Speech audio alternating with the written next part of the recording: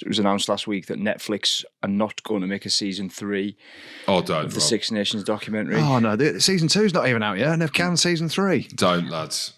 So apparently it's off the back of the viewing figures from season 1, which was Six Nations 2 years ago now, wasn't it? Yeah. How bad is this for rugby? It feels like a massive opportunity missed in terms of growing the game and new eyeballs. And James, your area of passion and expertise. And that's why it's just ridiculously frustrating. And look, I'm trying to be positive about everything in my life. That's been a big work on of mine for the last 32 years, is to be positive. How is the Waller's toe? Yeah, well, not great. I don't want to be a problem maker in all this. It was it really was. And it didn't show the true essence of what our game is and the Six Nations. And I was really angry when the first series came out. I couldn't even finish it. I watched 2.5, 3 of them. And I'm saying that from a place of love, a place of desperation. And like you just said then, Rob, it's damaging to the game, because you look at what Netflix put out, and you can go over the NFL and you can go over the basketball and you can go over all the insider documentaries that we get. They're doing fucking NASCAR. I've been watching that. I don't really like NASCAR. Never watched it in your life, but you watch it. But it was brilliant. You're right. But it was absolutely brilliant, because you get an insight into the sport of what it looks like, the characters, the jeopardy, the drama. Okay, and for whatever reason, our game got it so wrong again. You had an opportunity with Netflix. Netflix, the biggest streaming global platform in the world, and you fucked it. And the reason you fucked it is because you didn't want to give access. And the people in this game who didn't want to give access, the coaches, it ain't your choice, lads. Yes, it's your team to coach. I get that, but this is bigger than the team, bigger than your team. This is future-proofing the game. And that's the frustration for me, because I'm looking at it. It's great. Finn's going for a coffee with his missus. Oh, that's nice. But that ain't the game. Like, me mates, FNL, Mike and Jace, they go for coffee with their girlfriends and their wives. What's the difference? Can you take your wife and the girlfriend at the same time, or is that not play on? Well, there's drama. That'll probably solve it a bit more. There you go. Hey, you know what I mean? Get some of that. Exactly. Yeah. Where's the nanny? But that was the thing for me, was that wasn't the game. That isn't the Six Nations. The Six Nations is the jeopardy, the chaos, the violence, the drama. You had one of the biggest stories brewing in Wales, right? The demise of Welsh rugby, the capitulation of a team, one of the greatest teams of the Six Nations ever, not even of our generation, falling before everyone. And we didn't see any of it, right? And there's a responsibility on that, James, from everyone. The players have got a responsibility as well, because I know a lot of players were like, I don't want to do that. I'm not doing it. I'm not doing it. But I don't understand how the players get so much of a say in all this, because the players, Goodey, as we know, will come and go. Yeah. And I know that you listen to Peter O'Mahony, he's not interested in the content, he's interested in gardening and his team first. Well, Peter O'Mahony, you're a legend of the game, mate, but you don't get a say, unfortunately. This isn't about you. This is about future-proofing the game. Yeah. It's not about you, mate. And but that was my biggest frustration. Go on. Yeah, but the players were, I don't know, from a country, the players were pissed off that the deal got signed off without them having a say in it. So we're also saying we want to drive the players to have ownership and all this stuff and hear the characters. But then the players felt they weren't consulted around, the deal that was struck off and what rights and cash, I suppose, to be brutally honest, they'd get from the rights being sold by the RFU or by the WRU. The Welsh boys didn't want the cameras in when they were discussing everything. And so hang on. It's a trust issue. It's everything. So you're telling me there was players that wanted to know what the deal with Netflix looked like so they could get extra money on top of that if there was access? Yeah. Because this is what I don't know about that at all. But this is where there needs to be a final sign off by someone, and this is where we have a big void in our game. We had the same issue at the World Cup, didn't we? And you look at the NFL at the weekend, right? And I don't want to talk and keep talking about the NFL, but you look at the access that players, ex-players, Tom Brady and his mates and all that, we don't get that in our game. No. Like, I think, and I'm not just saying me, and I'm not just saying you, Gavin Henson, interviewed him at the weekend and he's nowhere near the game now. For me, if Gavin Henson wants to go to a Wales game, he should be allowed in and around the pitch, access to the game, content, video, just innovation around what we're doing in our game. And I watch the NFL and it makes me sad sometimes. And this Netflix deal and everything around this, I can understand why Netflix would be like, well, no. Like because even we the need fans we need Netflix more than Netflix needs rugby. 100%, yeah. And you're right around what you're thinking around Netflix, around why they'd say, no, I'm not bothered then, because there was so much infighting around the content that they were getting, the trust around it. And don't forget, it's coming out a year later. So why are you so protective over what's going on? The coach is having to sign it off. Yeah, it wasn't going to get leaked to other teams. But also, my only hope with it, and there's the big talking point at the minute around the Six Nations, all these things cost a boatload of cash, right? And I know Netflix have got a shitload of cash. But are they saying we're not going to do that because behind closed doors, there's all the conversations around the Six Nations going away from free-to-air, from BBC and ITV, and there's potential chats around it going behind a paywall, so whether that's TNT Sports, whether that's Premier Sports, whether that's Netflix, whether it's Amazon. Maybe Netflix are holding a bit of cash back because they're going to go in and go, boom, we are buying the rights to the Six Nations. But then we're all back in, Jim. It's not Netflix's fault. Yeah. But if that's the case, though, then you're fine, because then you'll own the rights and maybe the access will open. I know that Netflix are circling rugby in a couple of different ways. But if you're Netflix and you're the production crew and you've worked on the football docs, you've worked on the NFL docs, and then you come into that rugby environment, right, where, let's be honest, we're a minnow sport compared to them other sports. And then in that, you've got the coaches and the players and everyone saying, no, you can't come in. And they'll be like, hang on, we're working on other docs with multi-millionaire athletes, right, who are fucking giving us completely unfiltered access to anything. Yeah. And we've got you lads in a blazer, some bloke in a blazer with a tie. I'm on the committee of the committees. And you've got people in the media team who are saying no, with no innovative thinking. They're a problem. Media managers are a problem, and I'm happy to say it on here.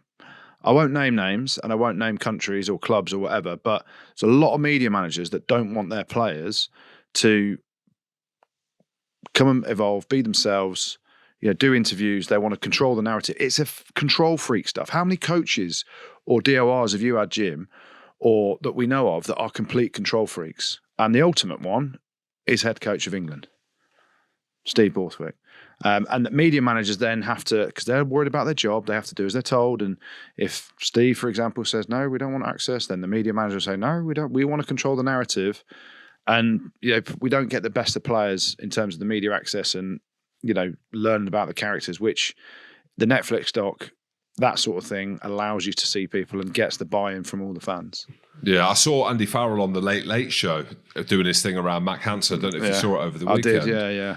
But I loved it. Not that he gave loads, but just a different version of himself, like casual, looked trendy, was just having a crack and was himself. You're not looking for him to be anything other than himself, and he ain't ever going to be, because he's one of the fucking hardest and greatest who've ever done it.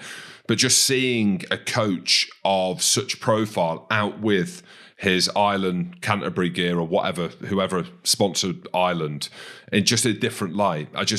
They have to start seeing the value. They have to open their eyes, and there needs to be contracts in place where, unfortunately, lads, even though you're the head coach, you don't get final say on this. Because our game is more important than one individual coach or 3 leadership players within a team. Yeah. And that was the frustration with it, and just the whole narrative and the way in which the story was told. There was mistakes in the first one as well with how they narrated the show. It was really poor, and I was gutted. Yeah. Interesting though, you talk about Faz being on the Late Late Show over in Ireland, looking pretty cool. I imagine Steve Borthwick goes on that with his tracksuit on or his England suit on with his England tie. And that, do you know what I mean? It was good to see Faz looking edgy and cool. Steve, probably not. If the Six Nations does go behind a paywall, then is this a good thing in terms of increased investment for the game, or is it a very bad thing?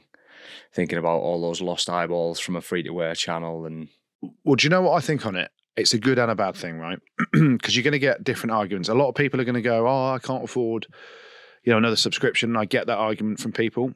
I think, from what I understand and hear, they're looking at a deal still with ITV, and BBC have openly said they can't afford, or the last director at BBC was saying they can't afford to continue with the Six Nations rights. It's not a Crown Jewels government-backed event, but you want it free-to-air. ITV do it well, I think. And if you've got a free-to-air option alongside a pay-per-view or behind a paywall, that's the ideal combination, because the game needs money. Like the vulgarities of what we talk about, and I hear stuff, and I've seen it over the last few weeks with the Investec Champions Cup and the Premiership and all this stuff, and I've got people going, "Oh, why can't it just be on Sky?" Well, I'll tell you why, because Sky don't want to put the money in for rugby, because the rights have gone up, rightly or wrongly. They don't see the value in spending all that extra money, because a lot of their budget and funds, and it all comes down to budgeting of these TV companies, goes to other sports, mainly football, and then it's like, what other sports can we put in there? So it's like tennis, hardly anyone's watching it. There's other things, some golf tournaments that no one's really watching, but we've got to have sports on our channel, but we can't afford the rugby alongside all the other stuff, so it goes somewhere else. And the same argument that we've had around Premier Sports with the Investec Champions Cup, TNT had the money to bid for it, but chose to do the Autumn Nations instead. No one's got the cojones in TV at the minute to say, I'm having everything. I am having absolutely everything, and here's as much money as you need for it. So there's a cost, there's a budgeting process to everything. So unfortunately, the fractured nature of each tournament is with different subscribers and pay channels, because no one's come in and gone, boom, we're having the lot.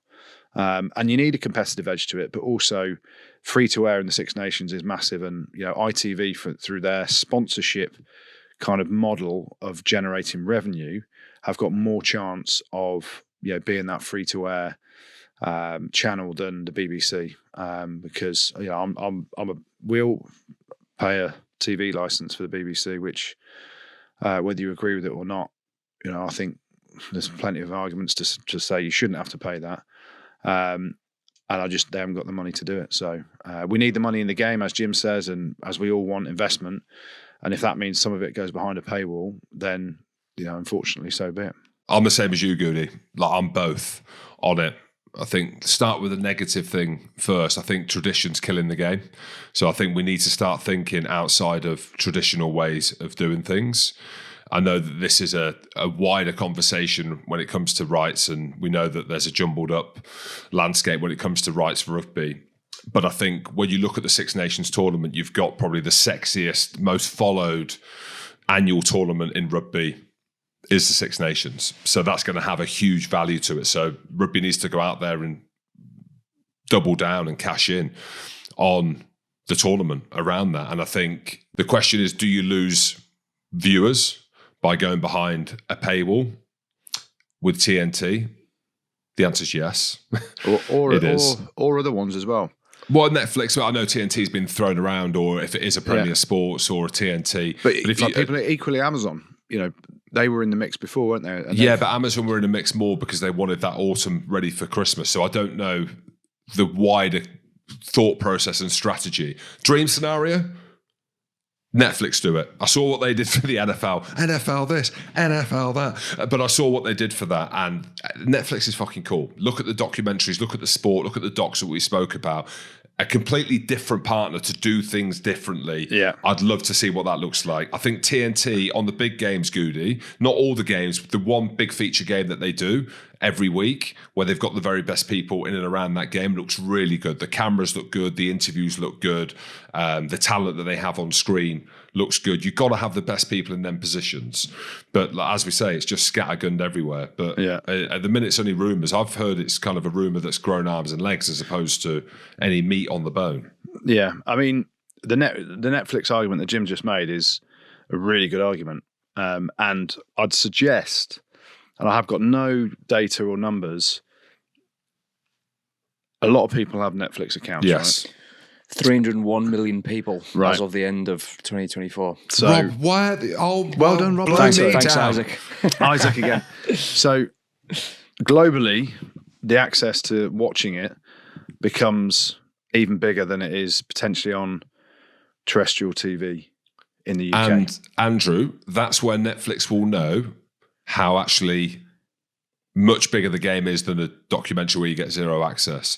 Because if you show the Six Nations on Netflix globally, right, it's going to get ridiculous numbers, because we know that there's a lot of people in the US, there's a lot of people in Asia, Australia, there's interest in New Zealand, South Africa to a degree. But the Six Nations is, I would say, the sexiest international tournament outside of the World Cup. And I know the Championship's good, but the Six Nations with the history and the teams that they have in that tournament would go down an absolute storm. Netflix, where are you? There we Let's go. be having Netflix, you. let's be having you. Collaborate with the Rugby Pod as well, Netflix. But you're right. When you talk about eyeballs, that's exactly the argument. And you talk about pockets and size of pockets and deep pockets, but you just hope that they haven't felt that they've been burnt, or they haven't received the best feedback from the documentary, because, as Jim says, the access was shocking. Everyone was arguing about what can be on, what can't be on, and there's a few Blazers making shit decisions